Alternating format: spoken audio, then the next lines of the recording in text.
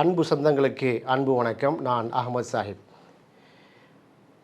ஒரு சில நாட்களாக தமிழக சினிமா துறையே புரட்டி போட்டிருக்கிறது நடிகர் கிருஷ்ணா, நடிகர் ஸ்ரீகாந்த். இவர்களை மையப்படுத்தி இவர்களோடு சம்பந்தப்பட்ட சினிமா நடிகர் நடிகை பிரபலங்கள் போதை மருந்துக்கு அடிமையாக இருக்கிறார்கள் என்ற செய்தி. இது குறித்த காணொலியில் தான் இந்த பதிவு. முதலாவதாக, போதை இல்லாத உலகம் வேண்டும், போதை இல்லாத இந்தியா பிறக்க வேண்டும், போதை இல்லாத தமிழகம் வேண்டும் என்று ஒவ்வொரு ஆட்சியாளர்களும் திமுக மாதிரி அதிமுக, அதிமுக மாதிரி திமுக வந்தாலும் பிரச்சாரம் செய்தாலும் போதையை ஒழிக்க முடியவில்லை. இதுதான் கசப்பான உண்மை. தற்போதைய கால சூழ்நிலையில் பள்ளி கல்லூரி மாணவ மாணவியர் எந்த அளவுக்கு போதைக்கு அடிமையாக்கப்படுகிறார்கள், அடிமையாகிறார்களா அடிமையாக்கப்படுகிறார்களா என்பதே ஒரு கேள்வி. அந்த அளவுக்கு இளைஞர் சமூகம் போதைக்கு அடிமையாகி கொண்டிருக்கிறது. இது ஏதோ அரசியல் கட்சிகள் செய்ய வேண்டும், அரசாங்கம் செய்ய வேண்டும் அல்ல, தனி மனித ஒழுக்கம் மேம்பட வேண்டும். இது சமூகத்திற்கான பொறுப்பும் கூட இருக்கிறது. பெற்றோர்கள் தங்களுடைய பிள்ளைகளை பாதுகாக்க வேண்டும், இளைஞர்களை நல்வழிப்படுத்த வேண்டும். பள்ளி கல்லூரிகளில் இது போன்ற போதைக்கு எதிரான, இந்த தீமைக்கு எதிரான கருத்தியல் உருவாக வேண்டும் என்பதை முதலாவதாக சொல்லிக்கொண்டு, இது என்ன மேட்ரு அப்படிங்கிறத இந்த வழக்குக்கூடிய விஷயங்களுக்கு பார்ப்போம். நடிகர் கிருஷ்ணா, சப்ளையர் கெவின் கைது, போதைப் பொருள் வழக்கில் நடிகர் ஸ்ரீகாந்தே தொடர்ந்து அப்படின்னு தலைப்பு போட்டு இன்றைக்கு பத்திரிகை செய்திகள்லாம் வெளிவந்திருக்கிறது. நடந்தது என்ன? நடிகர் ஸ்ரீகாந்த் அவரையும் கெவின் என்பவரும் கூட்டாளியாக இருந்திருக்காங்க. இந்த கெவின் வீட்டில் காவல்துறை போய் சர்ச் பண்ணுறாங்க. சர்ச் பண்ணும்போது அவங்களுடைய வீட்டில் கஞ்சா இருந்திருக்குது. கஞ்சா பெருமளவுக்கு கைப்பற்றப்பட்டிருக்கிறது. கொக்கைன் என்று சொல்லக்கூடிய போதை மருந்தும் கைப்பற்றப்பட்டிருக்கிறது. மெத்தபெட்டமின், அதுபோல் ஓசி பேப்பர், இதெல்லாம் வாயில் நுழையாத போதை வஸ்துக்களாக இருக்குது. அது மட்டும் இல்லாமல் ரொக்க பணம் பல்லாயிரக்கணக்கான ரூபாயை காவல்துறை கைப்பற்றுகிறது. எப்படி நடிகர் கிருஷ்ணாவும் இந்த கெவின் என்ற அந்த கேரக்டர் வந்துச்சுன்னா, ஏற்கனவே ஸ்ரீகாந்த், நடிகர் ஸ்ரீகாந்த் கடந்த 4 நாட்களுக்கு முன்னால் அவர் கைது செய்யப்படுகிறார். அவருடைய காவல்துறை விசாரணை, ஆம் நான் கொக்கைன் என்கிற போதைக்கு நான் அடிமையாகிவிட்டேன் என்று விசாரணை தெரிய வருகிறது. இந்த ஸ்ரீகாந்துக்கு போதைப் பொருளை கொடுத்தது யார் என்ற விசாரணை வரும்போது பிரதீப் என்கிற கேரக்டர் வருகிறது. இந்த பிரதீப் என்பவர் தான் பெங்களூரிலிருந்து ஒட்டுமொத்தமாக இந்த கொக்கைனை கொள்முதல் செய்து நடிகர் கார்த்திக்குக்கும், நடிகர் ஸ்ரீகாந்துக்கும், நடிகர் கிருஷ்ணாவுக்கும் வழங்கினார் என்று பிரதீப் சொல்கிறார். இந்த பிரதீப் யாருன்னா, இப்போ தான் அதில் ஒரு செக் பாயிண்ட். பாரதிய ஜனதா கட்சி, பாஜகவுடைய மாநில நிர்வாகியாக உருவாக்கக்கூடிய வினோஜ் பி செல்வம் என்பவருக்கு ரொம்ப க்ளோஸாக இருந்திருக்கிறார். பிரதீப்புடைய அந்த நட்பு அவருக்கு கிடைத்திருக்கிறது. அவரை அழைத்து, வினோஜ் பி செல்வமை அழைத்து, உங்களுக்கும் பிரதீப்புக்கும் என்ன தொடர்பு என்று காவல்துறை கிடுக்குப்பிடி விசாரணை நடத்தும் போது, இல்லை அந்த சில ஃபோட்டோக்கெல்லாம் காமிக்கிறாங்க. இது 2016 நான் பிரதீப்போடு நண்பராக இருக்கும்போது எடுத்த ஃபோட்டோ, நான் அவர் கல்லூரி கால நண்பர் என்று சொல்லி பிரதீப் பி செல்வம் மறுத்திருக்கிறார். எனக்கு இந்த போதை மேட்டருக்கு எந்த சம்பந்தமும் இல்லை என்றிருக்கார். இது குறித்து நிறைய வழக்கு விசாரணை நடந்து கொண்டிருக்கிறது. காவல்துறை புலன விசாரணை செய்து கொண்டிருக்கிறது. இதுவரை 10க்கும் மேற்பட்டவர்கள் கைது செய்யப்பட்டிருக்கிறார்கள். ராஜேந்திர சேதுபதி, அஜித் வாண்டையார், தனசேகர், பிரசாந்த், இது போன்ற நபர்கள் எல்லாம் கைது செய்யப்பட்டிருக்கிறார்கள். இப்போ நம்ம கேட்கக்கூடிய கேள்வி என்னென்னா, இந்த கொக்கைன் ரக போதை வஸ்து எப்படி தமிழ்நாட்டுக்கு வந்தது? இதற்கு முன்னால் இதே மெத்தபெட்டமைன் வைத்திருந்தார் என்று சொல்லி ஜாஃபர் சாதிக் என்கிற ஒரு கேரக்டர் நீங்கள் மறந்திருக்க மாட்டீங்க. இந்த ஜாபர் சாதிக்கு மிகப்பெரிய ஒரு ட்ரக் மாஃபியா. இவர் திமுகவை சார்ந்தவர். திராவிட முன்னேற்ற கழகம் இவருக்கு என்ன செய்கிறது, குறிப்பாக முதல்வர் ஸ்டாலின் அவர் ஊக்குவிக்கிறார் என்றெல்லாம் சொன்னாங்க.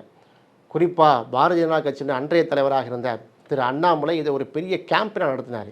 திமுக காரங்க ஃபுல்லாக நீங்கள் ட்ரக்ஸ் மாஃபியா தான் இருக்கிறாங்க. இந்த பணத்தை வைத்து தான் என்ன பண்ணுறாங்க, உதயநிதி ஸ்டாலினுடைய ரெட் ஜெயண்ட் கம்பெனி என்ன பண்ணுது, மூவி தயாரிக்கிறது, நிறைய திரைப்படங்களை தயாரித்து வெளியிடுகிறது. திமுகங்கிற கட்சியே வந்து போதைப் பொருள் தான் இயங்குதுங்கிற அளவுக்கு பிரச்சாரம் கொண்டு வந்தார்கள். 2024 நாடாளுமன்ற தேர்தலுக்காக அது புஸ்வனமாக போய்விட்டது. சம்பந்தப்பட்ட அந்த ஜாஃபர் சாதிக் வந்து பிணையில் இப்படி இருக்கிறார். இதைவிட இதுக்கு ஒருபடி மேல் சென்று அவர் இஸ்லாமிய சமூகத்தை சார்ந்த என்பதை ஒரே காரணத்துக்காக அவரோடு தொடர்புடைய அந்த சினிமா துறையில் தொடர்புள்ள பிரபலமாக இருக்கக்கூடிய தோழர் அமீர் அவர்களையும் வந்து அதை ஜாயின் பண்ணி விட்டாங்க அந்த கேஸில்.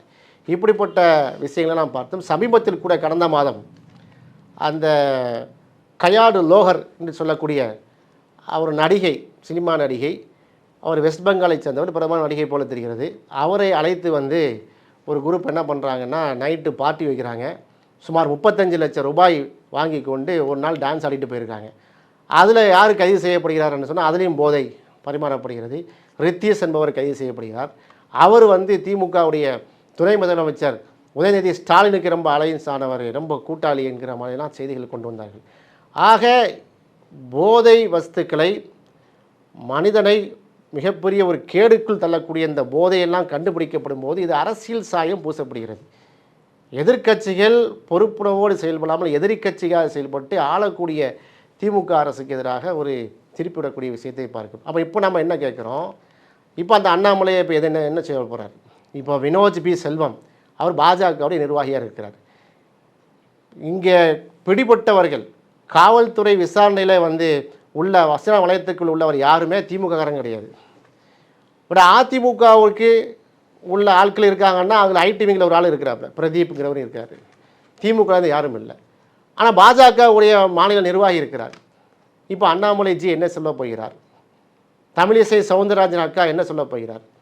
எங்கள் மாமா நாகேந்திரன் என்ன சொல்ல போகிறார்? எல் முருகனுடைய ஸ்டேட்மெண்ட் என்ன? இதில் ஹெச் ராஜா அண்ணா என்ன சொல்ல போகிறாரு? இப்போ யாருக்கு ஜாயின்ட் இருக்குது? யோசிக்கமா வேணாமா? இப்போது விசாரணையில் நடிகர் ஸ்ரீகாந்த் நடிகர் கிருஷ்ணாவுக்கு தொடர்பு. சரி, கிருஷ்ணா தலைமறைவானார், கேரளாவுக்கு ஓடி சென்றார். அவருக்கு அடைக்கலம் கொடுத்தது யார் வீட்டில் தங்கினாங்க? அவர் தைரியமாக வந்தார் என்று பத்திரிகை செய்தி சொல்கிறது. போலீஸார் முன்னிலையில் தைரியமாக ஆஜராகி உள்ளார் யார்? கிருஷ்ணா. அப்படியே அப்பட்டமாக எழுதியிருக்கிறார்கள். நடிகர் கிருஷ்ணாவின் செல்போனை ஆய்வு செய்த போது அவரது நண்பர்களோடு சில ரகசிய குறியீடு கோடுவேடு வார்த்தைகளை வைத்து தகவலை பரிமாறியுள்ளார். தெளிவாக போட்டிருக்கிறாங்களே. அப்போ இதுகளெல்லாம் என்ன சொல்கிறது? கிருஷ்ணா அவர்கள் ஜிபே மூலமாக பணம் அனுப்பியது யாருக்கு? அவருடைய அக்கௌண்ட் ஸ்டேட்மெண்ட் எல்லாம் புலனாய்வுகள் இருக்கிறது. நான் கேட்பது, இந்த பாஜகவுடைய நிர்வாகிகள் ஏன் மௌனம் சாதிக்கிறார்கள்? பாலிமர் நியூஸ் ஏன் வந்து செய்தி வெளியிடலை? தந்தி நியூஸ் ஏன் செய்தியை வெளியிட மாட்டிருக்காங்க? புலனாய்வு புலிகள் எல்லாம் இப்போ எங்கே சென்று விட்டார்கள்? நான் இதை திமுகவுக்கு முட்டு கொடுக்கவில்லை. போதைப் பொருளை திமுக செய்தாலும் அதிமுக செய்தாலும் யார் செய்தாலும் தப்பு தான். இதை வந்து திமுக செய்யாது, அதிமுக கட்சி தலைவர்கள் செய்ய மாட்டார்கள். அவர் ஆட்சி காலத்தில் நடந்தால் ஆட்சியாளர்கள் மீது தான் பழிவிடும். எப்படி கல்வராயன் மலையில் கள்ளக்குறிச்சியில் விசசாராயம் மருந்து 65 பேர் மாண்டு போனார்கள். எந்த அளவுக்கு என்று சொன்னால் கல்வராயன் மலைக்கு ஏன் செல்லவில்லை ஸ்டாலின் முதலமைச்சர்? அவர் ஏன் வந்து பதவி விலகக்கூடாது என்றெல்லாம் வந்து சொன்னார்கள். கல்வராயன் மலையில் 50 ஆண்டு காலமாக கள்ளச்சாரம் நடந்து கொண்டிருக்கிறது. அது கட்டுப்படுத்த வேண்டும், மட்டுப்படுத்தப்பட வேண்டும், ஒழிக்கப்பட வேண்டும் என்பது மாற்று கருத்து அல்ல. இப்போ எங்கே போனீங்க என்று தான் கேட்குறோம். சரி, இது ஒரு பக்கம் இருக்கட்டும். நாட்டில் நடந்த கடந்த 4 நூற்றாண்டு காலமாக நடந்த போதைப் பொருளுடைய சீஸ் இருக்குது பாருங்கள். அதில் முதலிடத்தில் எந்த மாநிலம் இருக்குது? எந்த மாநிலம் இருக்கிறது? குஜராத்தில் இருக்கக்கூடிய முத்ரா துறைமுகம். குஜராத் மாநிலம் யாருடைய கட்டுப்பாட்டு உள்ளது? நம்முடைய பாரத பிரதமர் மோடிஜியுடைய சொந்த மாநிலம். முத்ரா துறைமுகம் யாருடைய துறைமுகம்? மோடிஜியுடைய மிக நெருங்கிய கூட்டாளியான அதானி அவருடைய துறைமுகம். அந்த அதானியுடைய முத்ரா துறைமுகத்தில் வந்து இறங்கிய போதைப் பொருட்களுடைய அந்த டன் கணக்கான அந்த அளவு பார்த்தா நெஞ்சு வெடிச்சிடும். நான் செய்திகளை சொல்லவில்லை, வழக்காக நிலுவையில் இருக்கக்கூடிய விஷயத்தை மட்டும் சொல்கிறேன். ஒரு தரவுக்காக சொல்கிறேன்.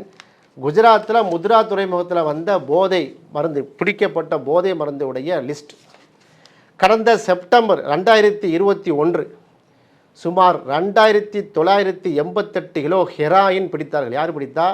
NDPS உடைய அதிகாரிகள், NIA டிபார்ட்மெண்ட் பிடிச்சிச்சு. யாருக்கு வந்துச்சு? 2988 கிலோன்னா என்ன ஹியூஜ், எவ்வளோ பெரிய குவான்டிட்டி. இந்த ஹெரானியை அனுப்பியது யார்? யாருக்கு இந்த சரக்கு வந்தது? எப்படி டிஸ்ட்ரிபியூட் ஆகிடுது? அதுபோல் மே 26 2022 56 கிலோ கொக்கைன், இந்திய மதிப்பில் சுமார் 500 கோடி ரூபாய் மதிப்புள்ள அந்த போதைப்பொருள் யாருக்கு வந்தது, எப்படி பிடிப்பட்டது, இந்த டிஸ்ட்ரிபியூஷன் பாயிண்ட் எங்கே இருக்கிறது? இதுவும் குஜராத்தில் இருக்கக்கூடிய முத்ரா துறைமுகத்தில் வந்து பிடிப்பட்ட சரக்கு. அதுபோல் ஜூலை 13ஆம் தேதி 2022 வருடம் 75.5 கிலோ ஹெராயின் பிடிப்பட்டது. இந்திய சந்தை மதிப்பு சுமார் 376 கோடி. யார் அனுப்புனா? இதுக்கு யார் இது அக்கௌண்டபிலிட்டி யார், ரிலையபிலிட்டி யார்? இதுக்கு யாருடைய சரக்கு இது? எங்கே போகுது? மாட்டின அளவு இத்தனை ஆயிரம் கோடிகள் இருக்குது, மாட்டாத சரக்குலாம் எங்கே போச்சு? இதுதான் நம்முடைய கேள்வியாக இருக்கிறது. அதுபோல் ஆகஸ்ட் 26 2022 ஆண்டு சுமார் 3000 கிலோ ஹெராயின் 16 பேர் கைது செய்யப்பட்டார்கள். அந்த 16 பேர் நிலைமை என்ன? எங்கே இருக்கிறார்கள்? யாருடைய ஆட்கள் அவர்கள்? எந்தெந்த மாநிலத்தில் டிஸ்ட்ரிபியூட் பண்ணதுக்காக அவர்கள் வந்து இறக்கப்பட்டது? ஏன் முத்ரா துறைமுகத்தில் அவ்வளோ வந்து சரக்கு இறங்குகிறது? முத்ரா துறைமுகத்தில் அப்போ இருக்கக்கூடிய அதிகாரிகளுக்கும் சர்வதேச போதை கடத்தல் மன்னங்களுக்கும் எதுவும் லிங்க் இருக்கா, தொடர்பு இருக்கிறதா? ஒன்றிய அரசு சம்பந்தமான வெள்ளை அறிக்கை விட தயாரா? ஆளக்கூடிய பாஜக குஜராத் அரசு என்ன சொல்கிறது? ஒன்றும் கிடையாது. ஆனால் இங்கே பார்த்தீங்கன்னா ஸ்டாலின் வந்து பதவி விலக வேண்டும் அப்படி சொல்கிறாங்க. ஸ்டாலின் பதவி விலக வேண்டும். விடியா திமுக அரசு வந்து போதையை கட்டுப்படுத்தவில்லை. இத்தனாயிரம் கோடி வந்து இறங்குத யார் சொல்கிறது? அதுபோல் கடந்த மாதம் மே 13ஆம் தேதி 2025 சுமார் 21,000 கோடி போதை மருந்து பிடிப்பட்ட வழக்கில் ஹர்பீத் சிங் தல்வார் அவர் குற்றம் சாட்டப்பட்டாரா இல்லையா? அவருக்கு சுப்ரீம் கோர்ட் உச்சநீதிமன்றத்தில் பெயில் வந்து அப்ளை பண்ணுறாங்க. அந்த பெயிலை வந்து உச்சநீதிமன்றம் கேன்சல் பண்ணுகிறது. இப்போ சொல்லுங்கள், ஹோல்சேல் யார்? இன்றைக்கு நடிகர் கிருஷ்ணா, நடிகர் ஸ்ரீகாந்த் வழக்கு புலன் விசாரணை இப்படி இருக்குன்னா ஹோல்சேல் டீலர் யாராக இருக்கிறார்? சந்தேகம் வருதா இல்லையா? அப்போ இதை தீர்த்து வைக்கக்கூடிய கடமையும் பொறுப்பும் ஒன்றிய அரசுக்கு இருக்கா இல்லையா? ஒரு காலத்தில் போதையெல்லாம் எங்கெங்கே வரும்? தமிழ்நாட்டில் வழக்கமாக இருக்காது. தமிழ்நாட்டு மக்களுக்கு ஏதாவது தெரியுமா அதை பற்றி? சினிமா துறை எடுத்துக்கிறீங்க. சினிமாவை பொறுத்தவரையில் நல்லவர்கள் இருக்கிறாங்க, நல்ல டைரக்டர்ஸ் இருக்கிறாங்க, நல்ல ப்ரொடியூசர்ஸ் இருக்காங்க, ஒழுக்கமான நடிகர்கள் கூட இருக்கிறாங்க, நடிகர்கள் இருக்காங்க. ஆனால் அதிகமானவர்கள் எப்படி இருக்காங்க? போதைக்கு அடிமையாக இருக்கிறாருங்க. இதை நான் சொல்லவில்லை. கடந்த 10 ஆண்டுகளுடைய தரவை நீங்கள் பாருங்கள். பாலிவுட் ஆக்டர்ஸ் சஞ்சய் தத் 1980ஆம் ஆண்டு இவர் போதைக்கு அடிமையாக கைது செய்யப்பட்டாரா இல்லையா? எல்லாம் பார்த்திங்கன்னா மும்பை, டெல்லி அந்த மாதிரியா நார்த் இந்தியாவில் தான் என்ன செய்யும் இந்த மாதிரி விஷயங்கள் வரும். அதுபோல் ஃபர்தீன் கான் 2001, ஆரியன் கான் 2021, சல்மான் கானுடைய மகன் தீபிகா படுகோனே கேவலமாக அடைக்கக்கூடிய அந்த நடிகை 2020 மாட்டினாங்க. சாரா அலிகான் 2020 மாட்டினாங்க. அதுபோல் ரியா சக்கரபுர்த்தி 2020 சுஷாந்த் சிங் ராஜ்புத்துக்கு வந்து அவர் போதையை வித்தாருங்கிறத அந்த வழக்கில் கைது செய்யப்பட்டார். எல்லாமே சினிமா நடிகர்கள், பாலிவுட் ஆக்டர்ஸு, ஃபேமஸான ஆக்டர்ஸ். இவர்கள் தான் பெரிய ரோல் மாடல் இந்திய சமூகத்திற்கு, இளைஞர் சமூகத்திற்கு. பள்ளி கல்லூரியில் பாடம் படிக்கக்கூடிய மாதிரி இவங்கள பார்த்தா நினைச்சாங்க கிராப்பு ஸ்டைலாக வெட்டிக்கிறாங்க, இவங்கள மாதிரி ஆடை அணிந்துக்கிறாங்க, இவங்கள மாதிரி உடை அணிந்துக்கிறாங்க. எல்லாம் பார்த்திங்கன்னா போதை. பர்தி சிங், ஹர்ஷ் லம்பாச்சியா 2020 2 பேர் குணச்சித்திர நடிகர்கள். 2 பேருமே வந்து இந்த வடிவேல் மாதிரி காமெடி பண்ணக்கூடியவங்க. அதுபோல் பார்த்தீங்கன்னா ஸ்ரதா கபூர், சாரா அலிகான், கமால் ஆர் கான், நிறைய ரித்துல் பிரீத் சிங் எல்லாம் வந்து பார்த்தீங்கன்னா பாலிவுட் ஆக்டர்ஸு. ராகுல் ரமா கிருஷ்ணா நம்ம தெலுங்கு ஆக்டர் கூட மாட்டினார். ரஜினி திரிவேதி அவர் கர்நாடகாவில் உட்காருது. சஞ்சனா கல்ராஜ் இது போன்ற நபர்கள் தான் வந்து இந்த போதை வஸ்துக்களை பணக்கில் கடந்த கால வரலாறு. தமிழ்நாட்டிலேருந்து யாரும் என்ன செய்யலை, பெருசாக வரல. ஆனால் இப்போ என்ன பேசப்படுகிறது?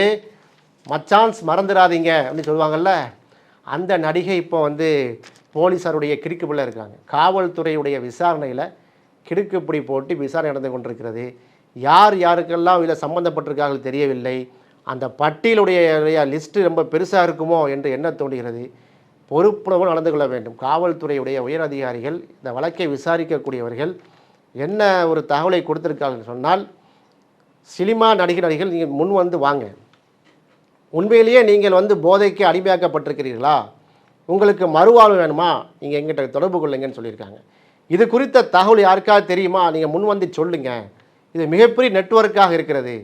கைது செய்யப்பட்ட பட்டவங்க பார்த்தீங்கன்னா கிருஷ்ணான்னா கெவின்கிறாங்க. கெவின் இப்போலாம் போனால் குடனா அல்ல வேண்டியிருக்குது. அவ்வளவு சரக்கு அவர் வந்து வைத்திருக்கிறார் கெவினி. ஸ்ரீகாந்தை வந்து வந்து எப்படிப்பா நீ வந்து போதைக்கு அடிமையானான்னு கேட்டால், பிரதீப் வந்து என் தந்தாங்கிறாரு. 15 லட்ச ரூபா நான் சம்பளத்தை கேட்டான்னா 7 லட்ச ரூபா தருவாங்க, மீதி 8 லட்ச ரூபாய்க்கு வந்து கொக்கைன் தந்துடுவார், நான் இப்படி தான் நான் அடிமையானேன் என்றெல்லாம் சொல்கிறார்கள். இதையெல்லாம் விசாரித்த நீதியரசர் இந்த கிருஷ்ணா ஸ்ரீகாந்த் இவங்களுக்கெல்லாம் ஜூலை 10ஆம் தேதி வரை 2025 வேற வந்து என்ன இல்லை, பெயில் கிடையாது, நீதிமன்ற காவல் என்று சொல்லிவிட்டார்கள். சம்பந்தப்பட்ட கிருஷ்ணாவுக்கு ஆஜராகக்கூடிய வழக்கறிஞர் வந்து கிருஷ்ணா உடலில் போதை இருந்துச்சான்னு கேட்குறாங்க. 45 நாளுக்கு அவர் போதை அடிக்கலைன்னா போதை இல்லைன்னு அர்த்தம். வழக்கில் சம்மந்தப்பட்டிருக்காரா இல்லையா? இந்த கிருஷ்ணா மூலமாக ஸ்ரீகாந்துக்கு போதை வந்ததா இல்லையா, இதுதான் கேள்வி. அப்போ அந்த போதை கொக்கைன் எங்கேருந்து வந்தது? முத்ரா துறைமுகத்திலே வந்ததா? பாலிவுட் நடிகர்களுக்கு இவங்களுக்கு தொடர்பு இருக்கிறதா? கேள்வி வருதா இல்லையா? இந்த கேள்வியெல்லாம் காவல்துறை கேட்டுக்கொண்டிருக்கிறது. அந்த அடிப்படையில் பார்த்தீங்கன்னா இன்றைக்கி வந்து வினோஜ் பி செல்வம் அவர் சொல்லிட்டாரு, 7 வருஷமாக எனக்கு தெரியாது பிரதீபை, எனக்கு இதுக்கு சம்மந்தம் இல்லை என்று ஒதுங்கி கொண்டார். இந்த வினோஜ் பி செல்வம் பாஜகவுடைய மாநில நிர்வாகி. ஏற்கனவே காயத்ரி ரகுராம் பாஜகலேருந்து வெளியே வந்தாங்கல்ல, அவங்க விஷயத்தில் அரசல் புரசலாக பேசப்பட்டவர். காயத்ரி ரகுராமுக்கு வந்து அண்ணாமலை ஆர்மியில் உட்கார்ந்து கொண்டு அவருக்கு இடைஞ்சலை கொடுத்தவர் என்று விமர்சனிக்கப்பட்டவர், போதை பழக்கம் உள்ளவர் என்று விமர்சிக்கப்பட்டவர். அதுபோல் காயத்ரி ரகுராமுக்கு ஹனி ட்ராப்புக்காக வேண்டி அந்த வீடியோ கேமரா வைத்து அனுப்பப்பட்டு என்று அரசல் புரசாக வந்து சொல்லப்பட்டவர், அண்ணாமலை ஆர்மியில் மிக நெருக்கமானவர். அப்போ வினோஜ் பி செல்வம் வந்து இப்படி சொல்கிறார், எனக்கு 7 வருஷமாக எந்த தொடர்பும் இல்லை பிரதீப்புக்கு எனக்கும், இந்த போதையில் எனக்கு எந்த விதமான இதுவும் இல்லை என்று, அது கல்லூரி காலத்துடைய ஃபோட்டோ என்று நழுவினார் என்று சொன்னால் விசாரணை எந்த விலைக்கு? இதே மாதிரி இந்த இடத்துல ஒரு திமுககாரர் இருந்ததுன்னா என்ன இருக்கும்? இப்போ எங்களுடைய கட்சி விசிகா இருந்ததுன்னா என்ன இருக்கும்? வானத்துக்கும் பூமிக்கும் வந்து குதிக்க மாட்டாங்களா பாஜகர்கள்? குறிப்பாக எங்கள் அக்கா தமிழிசை சவுந்தரராஜன் எப்படிப்பட்ட வார்த்தைகள்லாம் பயன்படுத்தியிருப்பார்? எனவே காவல்துறை இதில் சிறப்பு கவனம் செலுத்த வேண்டும். இதில் வந்து பாஜக இல்லைன்னு மேட்டர் இல்லை, தமிழ்நாட்டை காப்பாற்றணும். தமிழ் சினிமா துறையினுடைய நடிகைகள் காப்பாற்றப்பட வேண்டும். எவ்வளோ அசிங்கமாக இருக்கிறது. அவங்களுடைய ஜிபே நம்பரை வந்து கேட்குறாங்க, யாருக்கு எப்படி அனுப்புனீங்க, அக்கௌண்ட் ஸ்டேட்மெண்ட்லாம் கேட்டிருக்காங்க. எல்லாம் பார்த்தீங்கன்னா சம்மந்தம் இல்லாத இடங்களுக்கு அனுப்பப்பட்டிருக்கிறது. இளைஞர்களை காப்பாற்றும். ஏன்னா இவங்க தான் ரோல் மாடல். இன்றைக்கு திரிஷா தமன்னான்னு ஒரு பெரிய ஒரு லிஸ்ட்டே இருக்குது. அவங்க அழுதா இவங்க பசங்களும் அழுதாங்க. இன்றைக்கு இருக்கக்கூடிய சினிமா நடிகர்களை பார்த்தா வந்து ரோல் மாடலாக பசங்க வந்துட்டு இருக்காங்க. அப்போ காவல்துறை இதுக்கு ஒரு விழிப்புணர்வு செய்யுங்க. தமிழ்நாடு அரசு ஒரு தெளிவான ஒரு ஸ்டேட்மெண்ட்டை கொடுங்க. பள்ளி கல்லூரிகளுக்கு சர்க்குலர் கொடுங்க. நம்முடைய ரோல் மாடல் வந்து அப்துல் கலாம் ஆட்கள் தான் ரோல் மாடல். நமக்கு ரோல் மாடல் புரட்சியர் அம்பேத்கர், தந்தை பெரியார், கர்ம வீரர் காமராஜர், கண்ணியத்தமிழர் காகித மில்லத், முத்துராமலிங்க தேவரையா, இமாலுவர் சேனர், இப்படி சொல்லிக் கொடுங்க. இதுதான் நமக்கு ரோல் மாடலே தவிர சினிமா நடிகர்கள் இல்லை என்பதற்கு மிக தெளிவான சான்று இந்த போதை. நடிகர் ஸ்ரீகாந்த், நடிகர் கிருஷ்ணா போன்றவர்கள், அவர்களை சுற்றி இருக்கக்கூடிய நடிகர்கள்லாம் இப்படி மாட்டினது மிகப்பெரிய அவலம். தமிழ் சமூகத்திற்கு ஏற்பட்ட மிகப்பெரிய தலைகுனிவு. இதற்கு முற்றுப்புள்ளி வைக்கப்பட வேண்டும். தமிழ்நாடு அரசும் காவல்துறையும் இதில் சிறப்பு கவனம் செலுத்தி இந்த வழக்கு தீர விசாரித்து யாரெல்லாம் இந்த போதை விஷயத்திற்கு அடிமையாக இருக்கிறோ அவங்களை மறுவாழ்வு அளிக்கப்பட வேண்டும். யாரெல்லாம் போதையை ஒரு கருவியாக பயன்படுத்தி குற்றச்செயலில் ஈடுபட்டிருக்கிறார்களோ அவர்கள் சட்டத்துக்கு முன்னால் நிறுத்தி உரிய தண்டனை பெற்று தர வேண்டும் என்று இந்த பேட்டியின் வாயிலாக கேட்டுக்கொள்கிறேன்.